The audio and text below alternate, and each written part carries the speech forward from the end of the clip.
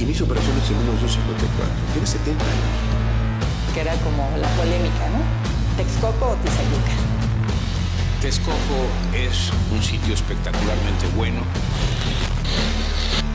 Había quien decía expropia y chinganos.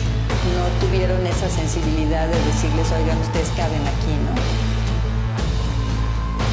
Consideramos que era un proyecto central y estratégico.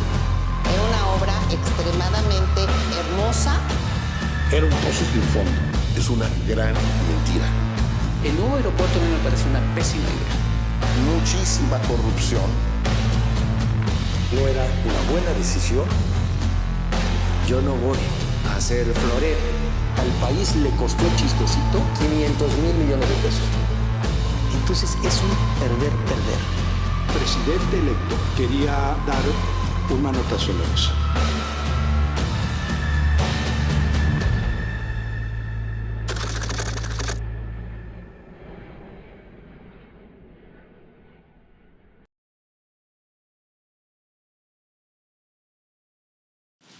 A través de ustedes damos a conocer al pueblo de México la decisión que hemos tomado a partir del resultado de la consulta ciudadana sobre la construcción del aeropuerto de la Ciudad de México. La decisión es obedecer el mandato de los ciudadanos.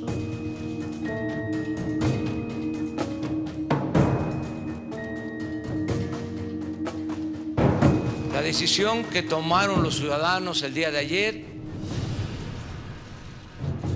es racional, democrática y eficaz.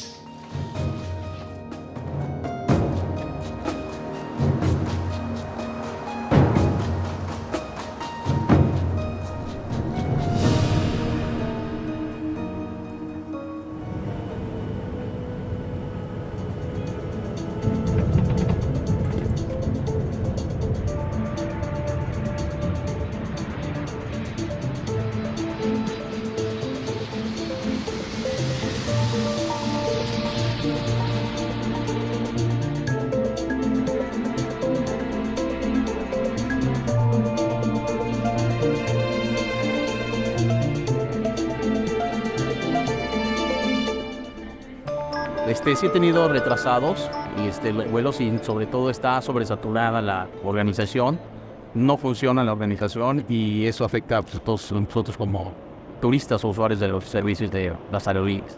¿Cómo calificaría su relación, su experiencia con el aeropuerto de la Ciudad de México? Hay muchos servicios que pudieran superarse y sobre todo también es que yo creo que la logística, aunque sabemos que es complicado por el número de vuelos que manejan, pero sí en ocasiones hay retrasos. Hoy lo que tenemos es ya una sobresaturación y debo enfatizar la palabra sobresaturación porque la saturación ya estaba declarada desde el año 2014. Ahorita hay vuelos a Cancún a las 12, 1, 2 de la mañana. O sea, vamos a llenar las 24 horas. No va a quedar ya ni un espacio. Y luego. Hay que recordar que el aeropuerto inicia operaciones en 1954. Tiene 70 años. Es un aeropuerto cansado. Es un aeropuerto que está pidiendo a gritos que lo sustituyan o que lo modernicen. El aeropuerto de México actual ya está saturado, ya no da para más.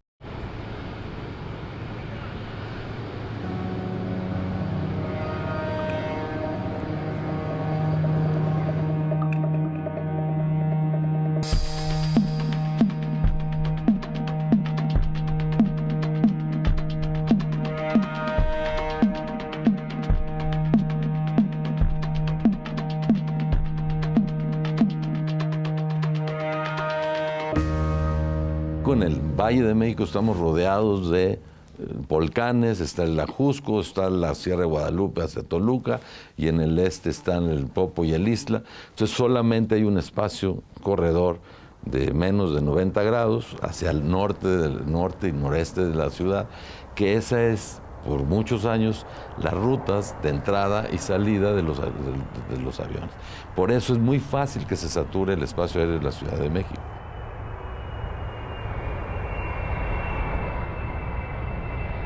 El norte es el espacio más bajo del Valle de México, es el espacio que nosotros tenemos que utilizar tanto para ascender al tráfico de salida como para descender al tráfico de llegada. Entonces, esa es una complicación, que la orografía te obligue a manejar el tráfico en un espacio aéreo mínimo, que es el norte. ¿Cómo se refleja? Está usted en Cancún, su vuelo sale a las 5 y entonces sale un letrero demorado por control de tráfico, porque si sale a las 5 de Cancún y va a llegar a las 7 a México, pero a las 7 no hay espacio para que baje. Entonces lo dejan en Cancún hasta las 5:30 o 6, que ya se abrió el espacio y entonces se demora. Se queda en tierra.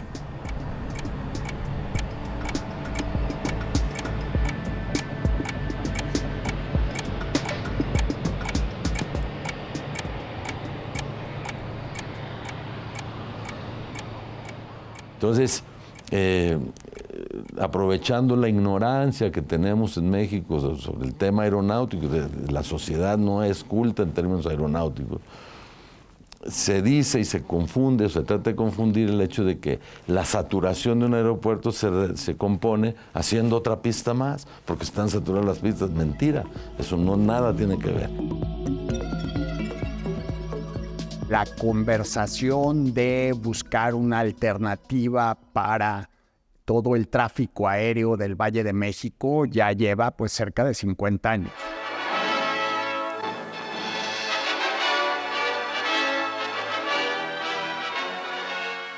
Mexican President Gustavo Díaz Ordaz and Senora Ordaz await a distinguished and almost unexpected guest at the Mexico City airport. From the United States presidential plane come President Johnson and his family. Mrs. Johnson had been planning for some time to make the trip. Mr. Johnson's decision to accompany his wife was on the spur of... Por allá de la década de los finales de los 60s, estaba yo en la Dirección General de Planeación de la Secretaría de Obras Públicas. Y ya se empezaba a visualizar la necesidad de un nuevo aeropuerto o la ampliación del aeropuerto que sigue funcionando actualmente de la Ciudad de México.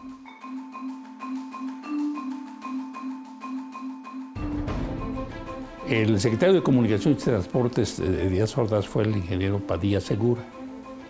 Y él sugirió, en aquel momento, la posibilidad de hacer un aeropuerto en Santa Lucía. La Secretaría le encargó un estudio a una empresa de consultoría. Las dos alternativas que quedaron al final como más probables fueron ubicar el nuevo aeropuerto en el lago de Texcoco o bien ubicarlo en donde estaba ya desde aquel entonces la base aérea de Santa Lucía. Y se pensó justamente en Santa Lucía como el aeropuerto que podría resolver, que era un aeropuerto ya militar, desde los 50 había estado operando.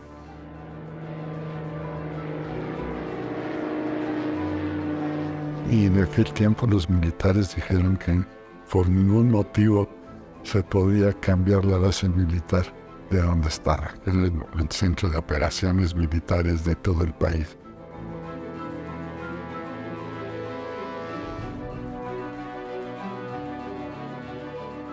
Después, en la época en la que me toca a mí entrar a la Secretaría, se hace el proyecto de Zumpango. La Secretaría trabajó en el proyecto del aeropuerto de Zumpango y entonces Bracamontes, Luis Enrique Bracamontes, que era el secretario de Obras Públicas, optó por hacerlo en el área de Zumpango, que está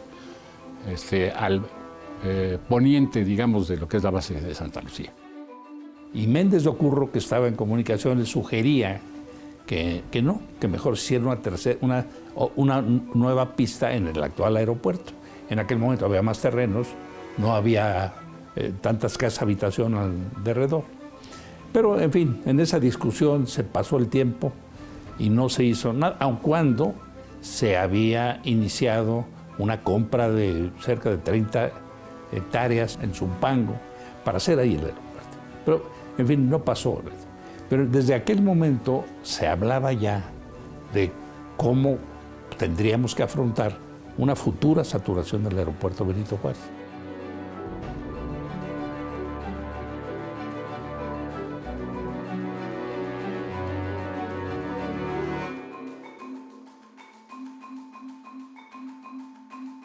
Posteriormente, ya en la época de López Portillo, incluso el director general de aeropuertos propuso la posibilidad de utilizar Texcoco. Había un proyecto, no a nivel de proyecto ejecutivo, pero ya algunas ideas de proyecto prolongando las pistas hacia el lago. No resultó atractivo en ese momento, se descontinuó la idea. Vino después otras alternativas de posibles ubicaciones, todas cercanas, ¿no? Cuando viene el régimen del presidente de la Madrid, se vuelve a plantear el asunto y a mí me toca participar en alguno de los estudios porque el CENEAM dependía de nosotros. Y en el CENEAM se hacían los análisis del espacio aéreo para ver en dónde sería adecuado y cómo sería adecuado atacar la posible saturación. Pero eso pasó a segundo término porque en aquel momento se presenta el enorme sismo del 85, se destruyeron muchas cosas, pasó esto a segundo plano.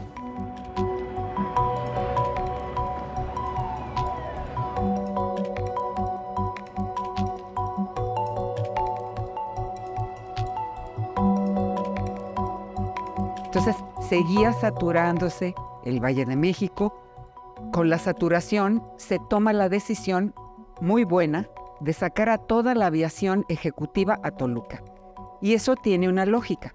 Si un avión de 150 pasajeros ocupa el mismo espacio que un avión de 10, pues el de 10 que se vaya a Toluca. El presidente Zedillo empezó a trabajar desde el principio, digamos, en ciertos proyectos de infraestructura que eran fundamentales para el país, y uno de ellos pues era el aeropuerto de la ciudad, el nuevo aeropuerto de la Ciudad de México. Sabemos que el aeropuerto de la Ciudad de México ya no podía crecer porque estaba rodeado por la ciudad. En un momento dado no se controló el crecimiento urbano alrededor del aeropuerto y no había nada que hacer.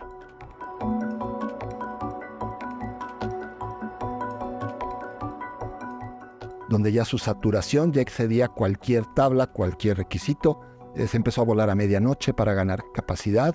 De medianoche me refiero de 12 de la noche a 5 o 6 de la mañana, horarios que normalmente la gente no quiere viajar. Pero se empezó a hacer ese tipo de cosas para incrementar la capacidad del aeropuerto de México. En la época en que yo me desempeñé como secretario de Hacienda y Crédito Público en el gobierno de Ernesto Zedillo, ya se empezaron muchos de los trabajos y se empezaron muchos de los estudios. Entonces se hacen los primeros estudios, todo a través de una empresa, Mitre, que es una empresa americana especializada en estudios de espacios aéreos. MITRE es una gran organización de ingeniería de sistemas, de investigación y desarrollo en ingeniería de sistemas, que comenzó en los años 40 en el MIT, el Instituto Tecnológico de Massachusetts. Constituye probablemente, estoy seguro, el centro más grande de Estados Unidos y muy seguramente del mundo, dedicado a analizar el control de tráfico aéreo y su relación con los aeropuertos. Somos una organización técnica. Nosotros no tomamos partido politizado con nadie. Nosotros trabajamos siguiendo los lineamientos, si nos parecen razonables, de diferentes gobiernos que nos piden estudios técnicos. Pero definitivamente comprendemos que la decisión final, la determinación de construir o no un aeropuerto como este, eso le toca al gobierno que lo encomendó. Es la institución más importante del mundo. Ninguna hay, ninguna. En el mundo más importante que esa en términos de tráfico aéreo y proyección de temas de tráfico aéreo. Y se estudiaron distintas opciones. Se estudió la opción del bordo poniente, se estudió la opción de Tizayuca y se estudió la opción del lago de Texcoco. Pero para que estos sitios funcionaran, se requieren varios elementos. Los factores principales que puedo mencionar, y hay más, son que sea un sitio plano, relativamente plano, porque las ondulaciones de terreno crean problemas de costo. El sitio debe de no tener obstáculos ni naturales ni artificiales de importancia. Los obstáculos son un problema naturalmente para la aviación. El sitio debe de funcionar debe estar cerca del público viajero que lo va a utilizar. Estos estudios, en el momento del cambio de gobierno, yo mismo le entregué el resultado de todos los estudios a Luis Ernesto Derbez, porque Luis Ernesto Derbez era el jefe de la transición por parte de Fox y yo era el jefe de la transición por parte de Zedillo. En esa evaluación, a la conclusión que se llegaba es que solo había dos opciones que tenían condiciones para poder operar adecuadamente. Eran el lago de Texcoco y Tizayuca.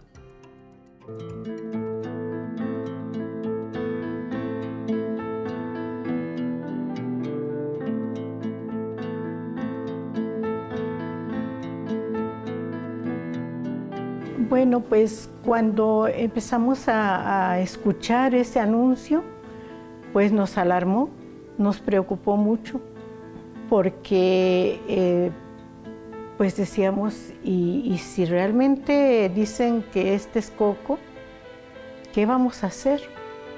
El presidente pidió que no se convalidaran los estudios previos, sino que realmente se analizara a fondo nuevamente. Entonces se formó un equipo de trabajo en la Secretaría, donde estaban gentes de ASA, gentes del Colegio de Pilotos, gentes del Colegio de Controladores de Tránsito Aéreo. Entonces, la instrucción era la siguiente: que se hiciera un grupo asesor de todas las especialidades. Pilotos, controladores, mecánicos, especialistas de aves, especialistas en cimentación, gente que manejara la cuestión del agua, la cuestión del subsuelo. Entonces vinieron muchos especialistas, sobre todo de Estados Unidos, a explicarnos la dinámica de cada una de esas especialidades. El Estado de México, el Estado de Hidalgo y la Ciudad de México, en ese entonces Distrito Federal, se juntan y hacen el programa de ordenación de la zona metropolitana del Valle de México. Y entonces, en ese programa de ordenación se escogen dos sitios. El número 1, y está como tal con 1, es el Valle de Tizayuca. Y el número 2 es justamente Texcoco. Se dio un proceso interesante que debe estar ahí toda la evidencia en periodística. Fue una cosa muy discutida en medios. Fue la primera vez que se puso en la opinión pública el tema de un aeropuerto para la Ciudad de México, que todo el mundo empezó a seguir porque era como la polémica, ¿no? ¿Texcoco o Tizayuca?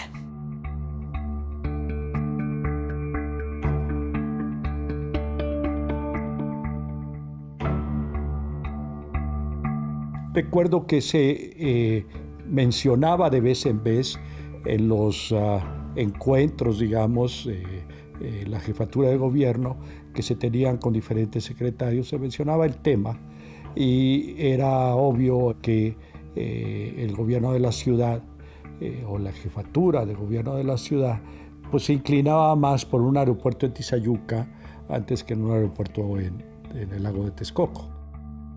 Cualquier jefe de gobierno en la Ciudad de México tiene que oponerse al cierre de Benito Juárez, de la ICM. Es la primera fuente de empleo del país, no de la ciudad, del país.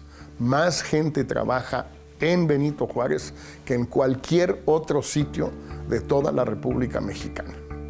Entonces, para cualquier jefe de gobierno, la idea de perderlo, con todo lo que significa de ingreso, de movimiento, de todo, pues, de empleos, de todo, pues es algo en principio inaceptable. En el caso de Tizayuca, que realmente es el Valle de Tizayuca, Pachuca, se planteaba un proyecto de desarrollo regional. O sea, si tú pones un aeropuerto en cualquier lado que lo pongas, vas a jalar desarrollo, vas a hacer que alrededor haya viviendas, haya negocios, haya fábricas, haya una serie de cosas. La intención era promover el desarrollo de estos poblados, colaborar en algo que sigue siendo fundamental y que no se está tomando seriamente, que es el bajarle la presión a la Ciudad de México y buscar de alguna manera que los excedentes demográficos que la tendencia nos sigue dando se fueran a esta zona en lugar de seguir creciendo el fenómeno que ya es muy complejo y muy delicado. La Comisión Metropolitana estaba con Tizayuca, porque ese plan de ordenación había nacido ahí. Y te estoy hablando de la Ciudad de México, sobre todo en aquella época gobernada por López Obrador.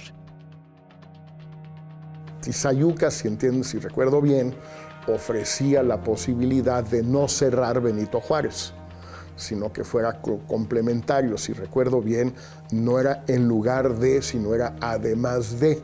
Y Cerizola y los demás tomaron la decisión claramente a favor de Texcoco y desecharon la de Tizayuca por muchas razones. Por dos razones fundamentales, porque está lejísimos, o sea, está extraordinariamente lejos, lo que les iba a significar que ese aeropuerto iba a ser abandonado en algún momento, no era práctico, y dos, porque solo permitía, por la orografía y el espacio aéreo, 2 pistas de operación simultánea. Texcoco iba a tener 3. Entonces, Tizayuca tampoco iba a resolver el problema a largo plazo. Presentaba una buena opción, pero no de tanta capacidad. Ese aeropuerto era de 4 pistas, con la gran desventaja, creo que era un gran proyecto, pero de la lejanía. Se dieron cuenta que Tizayuca iba a aceptar 960,000 máximo operaciones al año, por lo que realmente iba a llegar a su saturación en los próximos 10, 15 años. Entonces se decidió Texcoco, el cual podría tener más de 1,5 millones de operaciones de manera anual. Y prácticamente después de un año de analizar Tizayuca y analizar Texcoco, que eran las dos opciones que se estaban manejando, se confirmó una vez más que el lugar adecuado era Texcoco. Texcoco es un sitio espectacularmente bueno, es un sitio en el que nuestros estimados nos dicen que podría tener una longevidad antes de saturarse que alcanzaría en buena parte del siglo XXI, del siglo actual. El sitio además no tiene problemas aeronáuticos de navegación. ¿Y por qué en el lago de Texcoco? Porque había que recorrer el aeropuerto hacia donde ya no había obstáculos y recorrer el aeropuerto 10 o 12 kilómetros de su actual posición hacía que los gradientes de descenso y ascenso se hicieran mucho más fáciles. Esa es la razón por la cual el lugar más apropiado, desde hace 40 años de discusión, pues era el lago de Texcoco porque se ampliaban los índices y los gradientes de descenso y ascenso de los aviones. Eso aumentaba inmediatamente la capacidad aeronáutica. Los estudios desde el punto de vista técnico marcaban que no era fácil tener un segundo aeropuerto en la Ciudad de México, que había que construir un aeropuerto para desaparecer el otro, el existente. Entonces no era para tener dos aeropuertos, tener un aeropuerto majestuoso de proyección a 2050 y el otro aeropuerto convertirlo en un parque, convertirlo en algo que diera también muchos empleos. Los aeropuertos viejos se acaban cerrando. El AICM se diseñó en los años, se construyó una gran parte del mismo en los años 40. La terminal actual se inauguró originalmente en el año 52. Es un aeropuerto con más de 70 años ya desde que se inició operaciones, al menos esta terminal. Y fue cuando empezamos a desarrollar los anteproyectos del plan rector para el aeropuerto en Texcoco.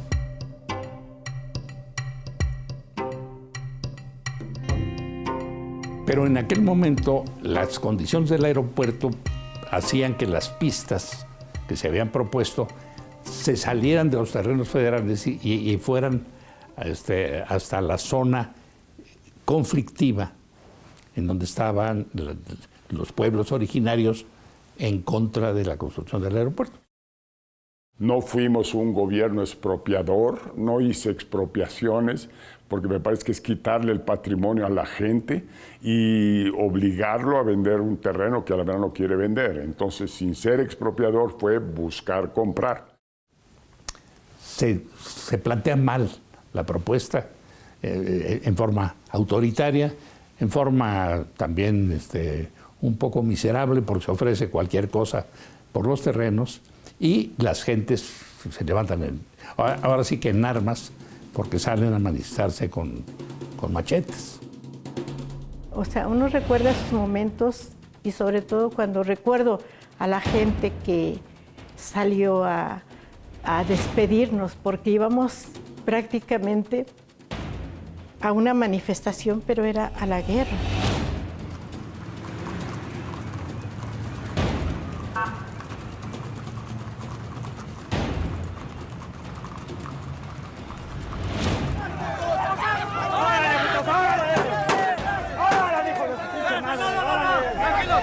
Y empieza a crecer ese movimiento.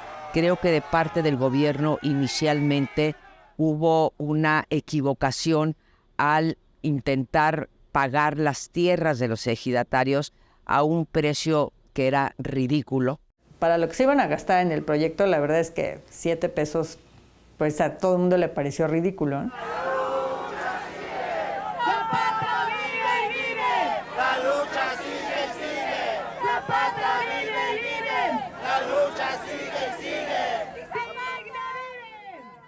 Parece muy bajo, pero eran terrenos que no tenían uso alguno y pertenecían a un ejido.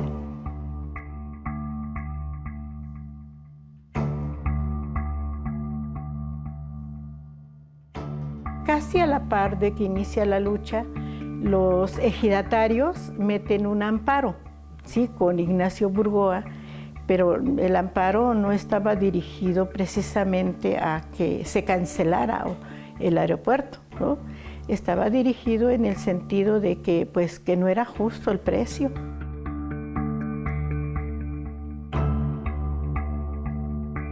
Nosotros apoyábamos una lucha social que nos parecía justa, que nos parecía legítima, la necesidad de llegar a un acuerdo, la necesidad de que hubiera un diálogo y una apertura y que pues se le pagara a la gente lo justo, que lo que realmente merecían por estos terrenos.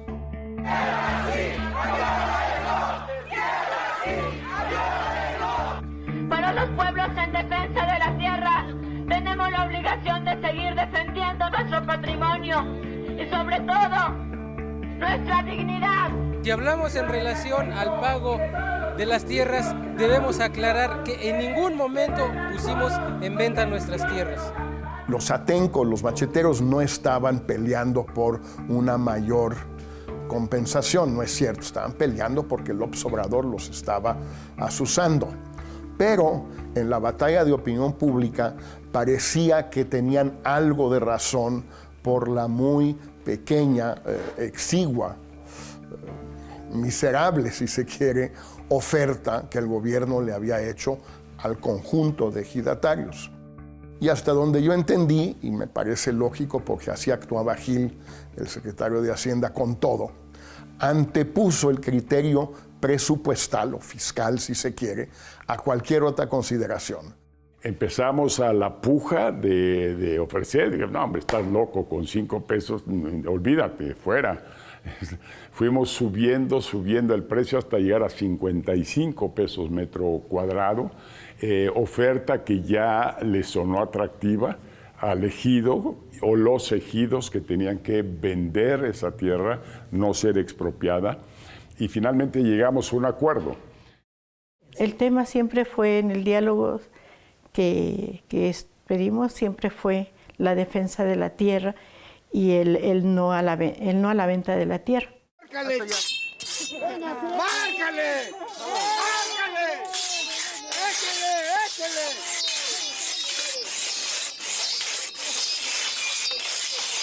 ¡Pétele! ¡No estamos solos!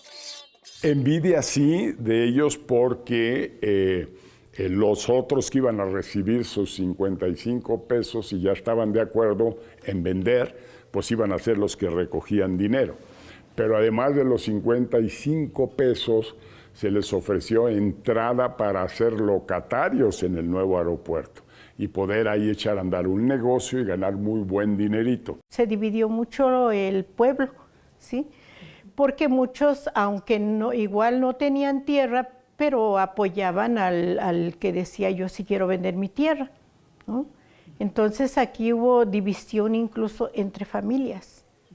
Por ejemplo, si en un seno familiar el papá estaba de acuerdo, la mamá no, o viceversa, o los hijos sí y los padres no, y así rompieron el tejido social de las comunidades. El desacuerdo con esta política neoliberal en contra del aeropuerto que ya ha firmado el presidente Fox, nosotros como organización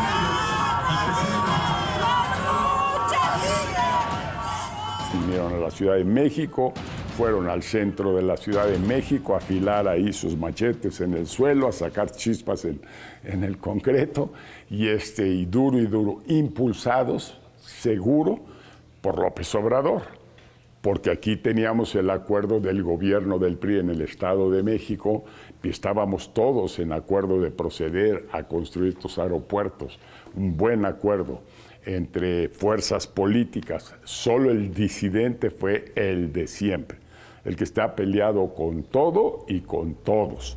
Él fue el que le dio en la madre a ese gran proyecto que hubiera traído gigantesco desarrollo al país. Y a pesar de que en el centro del municipio de San Salvador Atenco se siente un ambiente de tensa calma, aquí en la periferia, particularmente en la carretera Lechería-Texcoco, hay una fila de más de 2 kilómetros de tráilers que llevan varados algunos más de 2 horas. Mire, yo veo el problema, yo lo veo desde este punto de vista. Al campesino hay que pagarle lo justo. En principio tienen razón en pedir que se les pague lo justo, pero también que saque las manos de aquí López Obrador. El jefe de gobierno, hasta donde yo recuerdo, porque la verdad ya son recuerdos muy lejanos, no se involucró tanto más que en desautorizar el hecho de que se construyera el aeropuerto ahí. Eso sí me acuerdo muy bien. Pues siempre hubo una tensión entre López Obrador y Fox desde el primer día por varias razones. Obviamente por razones ideológicas, políticas. Para López Obrador, al igual que para Cuauhtémoc Cárdenas en ese momento, en el 2000, pues esto era la peor pesadilla posible. ¿Cómo pudo ser que la salida del autoritarismo priista se haya dado hacia el centro derecha en lugar de hacia el centro izquierda? pues era como una herejía, un sacrilegio. Las cosas no estaban diseñadas para que sucediera así, y así sucedió. Y para López Obrador, igual que para Cuauhtémoc, Fox era un personaje detestable.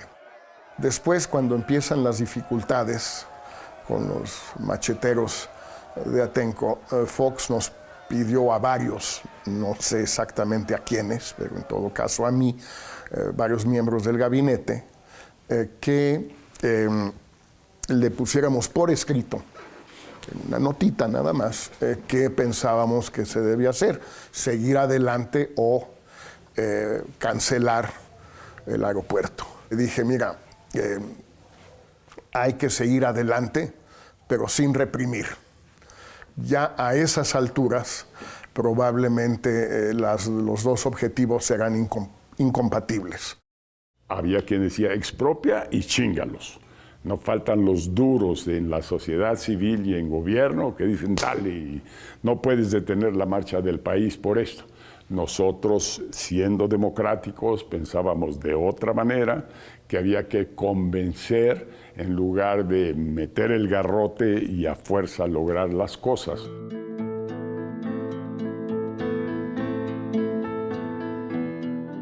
Y se llega un 11 de julio del 2002 y nos dicen que viene Montiel a Colman. Y entonces nosotros fuimos a Colman, porque sí lo buscábamos, quería que nos diera la cara también.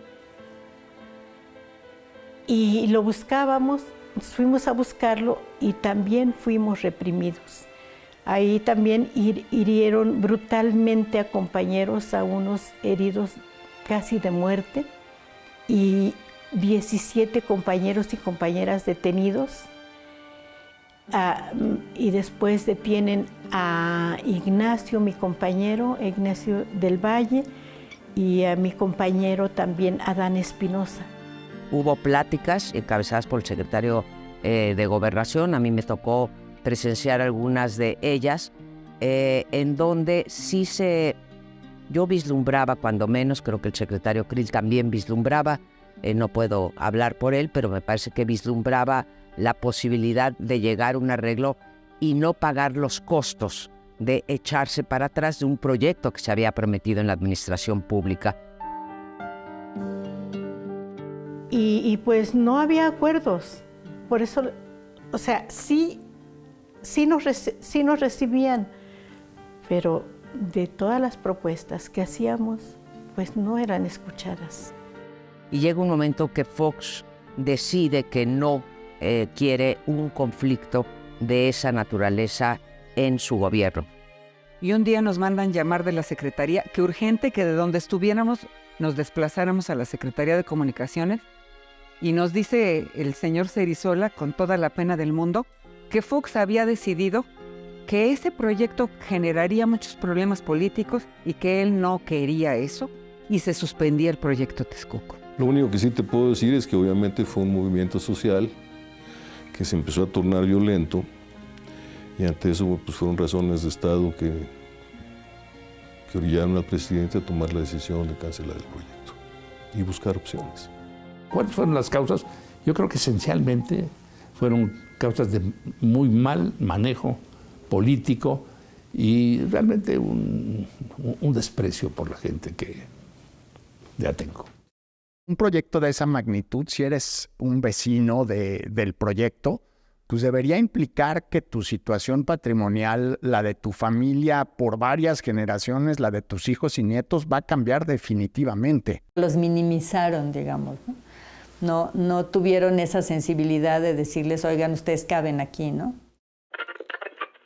La Secretaría de Comunicaciones y Transportes dio a conocer la noche de ayer que tras la negativa de las comunidades ejidales ha tomado la decisión de realizar los trámites conducentes para dejar sin efecto los decretos expropiatorios.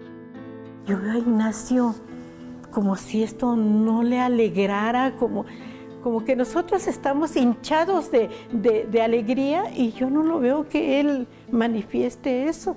Está, no sé, lo noto muy raro.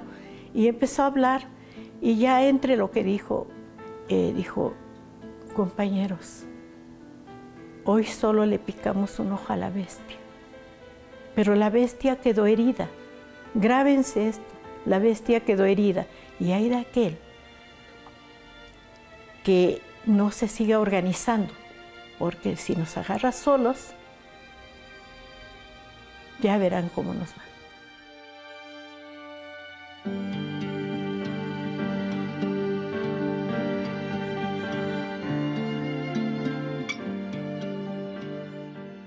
Y finalmente entonces nos fuimos dijimos, ok, si esta opción no funciona, ¿qué es la siguiente mejor opción? La siguiente mejor opción consistía en poner un sistema de aeropuertos, y a todos les metimos mano y les metimos dinero. Ese sistema de aeropuertos era meter una nueva terminal en la Ciudad de México, Terminal 2, era habilitar el aeropuerto de Toluca.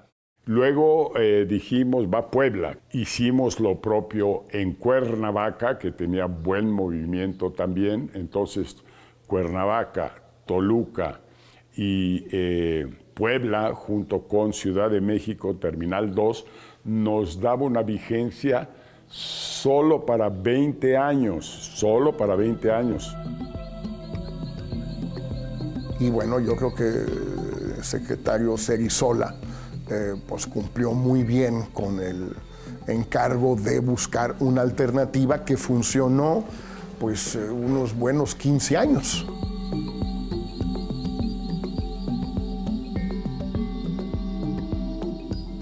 Desde que se toma la decisión de la ampliación de la Terminal 2 se hace como una obra por un tiempo.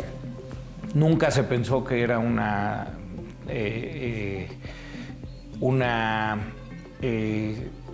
obra definitoria o sustitutiva. Era mientras se puede mover el aeropuerto.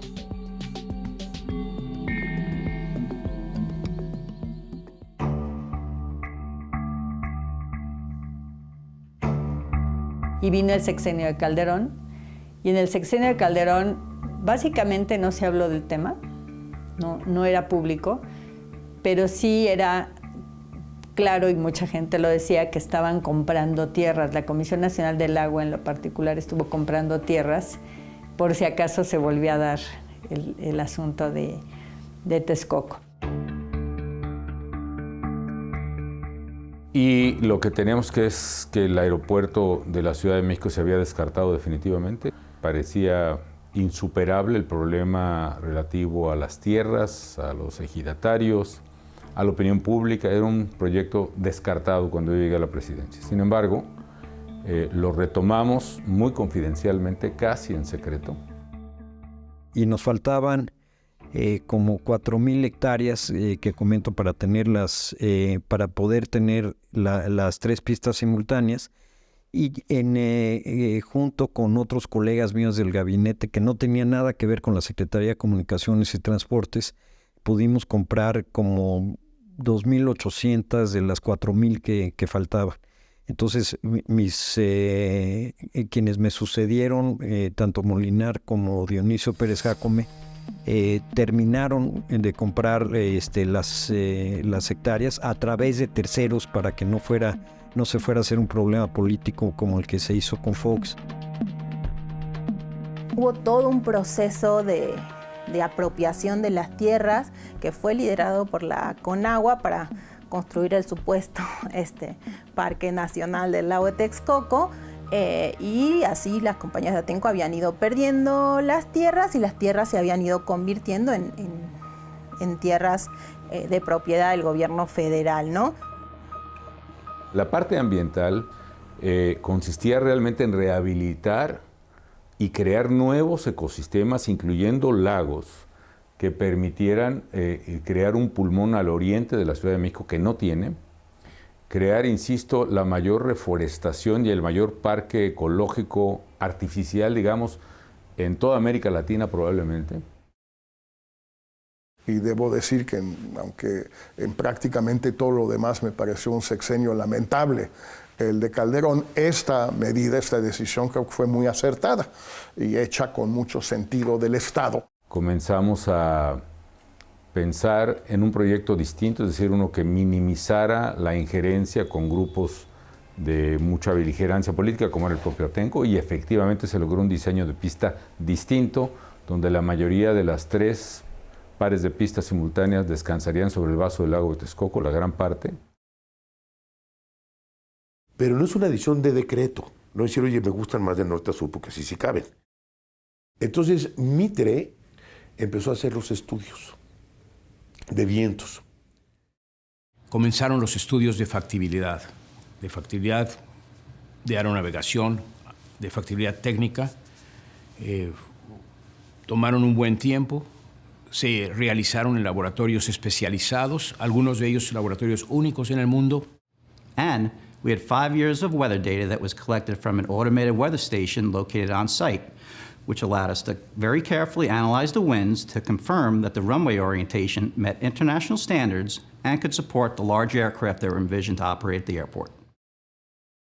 Esto fue hacia el año 2012 ya, es decir, terminamos casi en Navidad con el plus, digamos, el visto bueno de la parte de ingeniería, de la parte financiera, de la parte técnica, precisamente de Mitre, que finalmente había logrado con los ingenieros mexicanos encontrar la cuadratura a ese círculo, y desde entonces la viabilidad del aeropuerto de Texcoco pues, apareció muy fuertemente consolidada, ¿no? Cuando se hace este estudio y se determina que fueran de norte a sur, es cuando el presidente, incluso Calderón, quiso anunciar el aeropuerto. Y yo tuve algunas pláticas con él y con el secretario de Comunicaciones, con Dionisio Pérez Jácome, y les dije, no lo hagan ahorita, faltan 3 semanas para que cambie el gobierno, déjenle eso al presidente Peña. No sé si le cae bien al presidente Calderón o no, pero era mi opinión. Este tema de que en la transición se entregó prácticamente todo hecho para arrancar un proyecto no es así. Particularmente había un problema todavía muy grande con los terrenos. Es decir, los terrenos que ya había adquirido el gobierno federal hasta el gobierno del presidente Calderón eran insuficientes para poder construir el aeropuerto. No se podía construir nada más con esos terrenos. Había que comprar todavía una parte muy importante de terrenos para que el proyecto tuviera viabilidad. Luego el equipo de transición del presidente entrante, al saber que nosotros le informamos por cortesía que el proyecto estaba listo y iba a ser anunciado, pidió, exigió, reclamó, el verbo, en fin, lo dejo a lo que ellos digan, pero que ese proyecto le correspondía al presidente entrante. Y no era nada más una compra de decir, bueno, aquí está el dinero y los compramos. Era un proceso muy delicado de negociación con los vecinos de la zona, en fin, ¿no? Que por eso llevó casi 1 año y medio más la compra de esos terrenos y después poder arrancar el proyecto, ¿no? La verdad yo estaba en desacuerdo, pero yo me propuse tener algo que yo no tuve, que fue una transición ordenada, planeada, abierta y cooperante, y me prometí públicamente que haría todo para que el próximo presidente de México entrara con fuerza y pudiera ejecutar muchas cosas.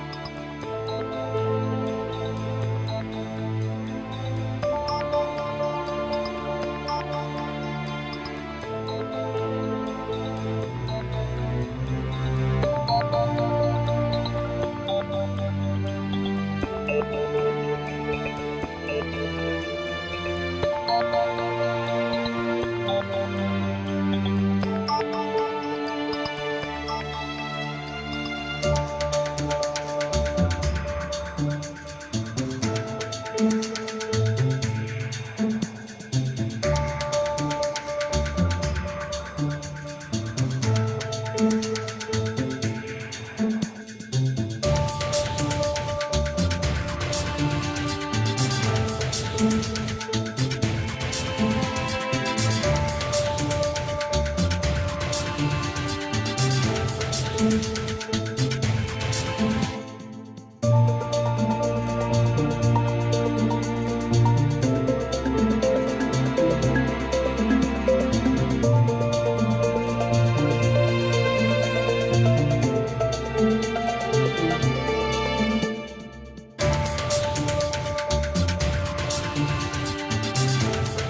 you.